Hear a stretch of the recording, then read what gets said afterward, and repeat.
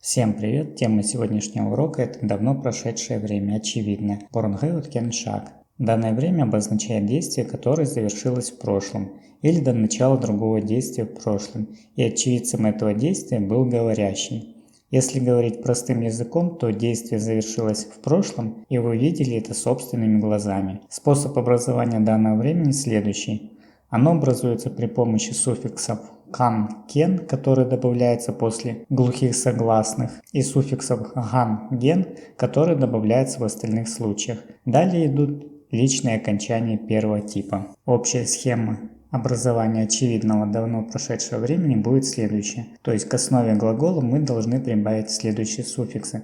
Ган, ген, кан, кен. И далее мы прибавляем личное окончание первого типа. Итак, рассмотрим это на следующих примерах. И первый пример это глагол айту, который переводится как говорить. Основа глагола будет следующая форма айт. Здесь мы видим, что основа глагола заканчивается на глухую согласную т, значит мы должны прибавить глухой суффикс давно прошедшего времени. Так как слово твердое, то и суффикс мы в данном случае прибавляем тоже твердый.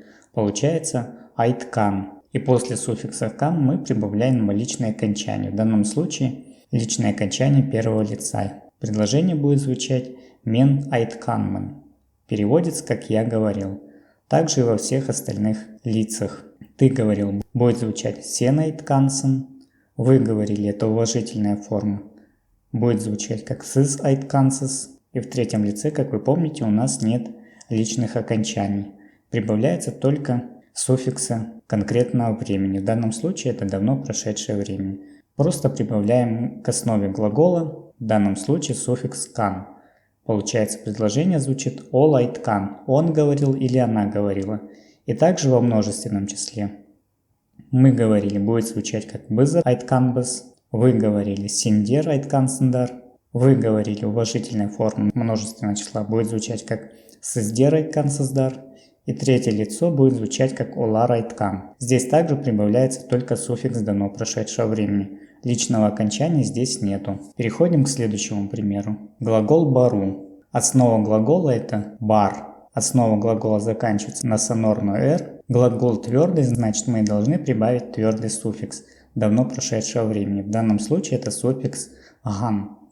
Предложение будет звучать мен барханман. Я шел. То есть к основе глагола бар мы прибавили сначала суффикс давно прошедшего времени ган. И после этого мы только прибавляем личное окончание первого лица. Мен барханман. Я шел. Также во всех остальных лицах. Сен бархансен. Ты шел. Сис бархансес. Вышли. Это уважительная форма. Ол бархан. Он шел или она шла. И также во множественном числе. Быз барханбыз. Мы шли. Синдер бархансендар. Вы шли. Уважительная форма множественного числа будет звучать сиздер бархансездар. И третье лицо будет звучать олар бархан. Здесь прибавляется только суффикс давно прошедшего времени. Личных окончаний здесь нет в третьем лице. Переходим к следующему примеру. Глагол келю. Приходить или приезжать. Основа глагола звучит как кель.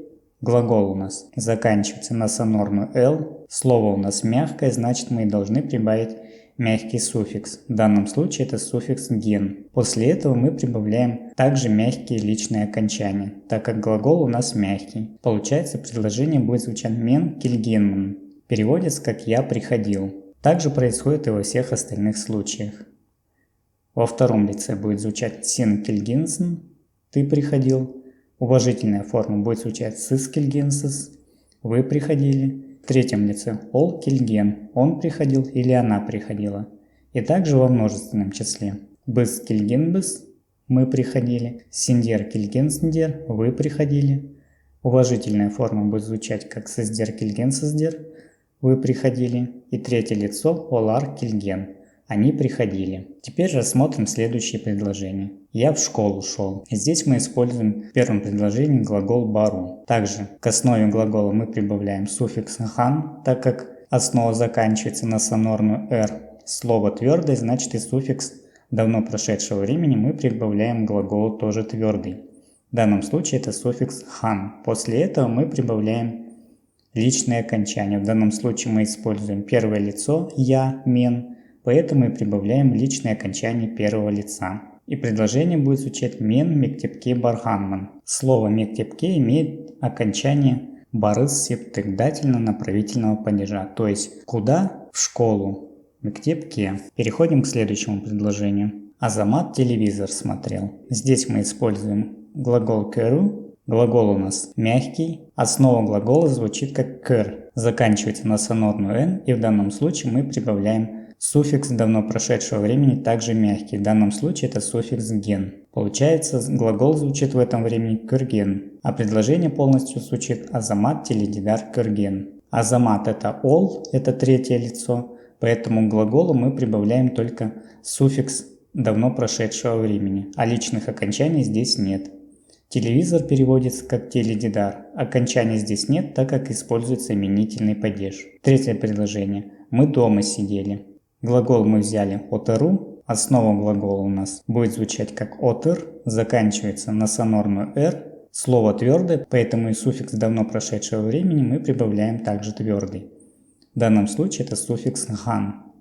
После этого мы прибавляем к глаголу личное окончание множественного числа.